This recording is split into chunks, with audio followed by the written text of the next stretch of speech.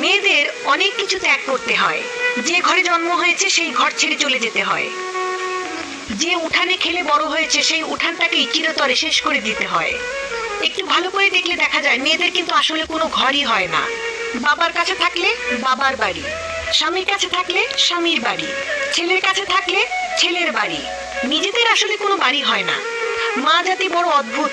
আমি মাঝে মধ্যে ভাবি, আল্লাহ যদি মা জাতিকে ধৈর্যের পাহাড় না দিতেন, পৃথিবীতে সংসার শব্দটা টিকতো না, পৃথিবীতে পরিবার শব্দটা টিকতো না।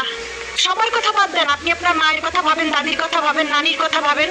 আমাদের মা, আমাদের দাদি, আমাদের নানি যে ত্যাগটা দিয়েছেন, যে সহ্যটা করেছেন, ওনারা যদি অধৈর্য হতেন আজকে কারো পরিবার কিন্তু ঠিক থাকতো না। সেই জন্য আল্লাহ পাক তাদের অন্তরকে ধৈর্যের পাহাড় বানিয়ে দিয়েছেন।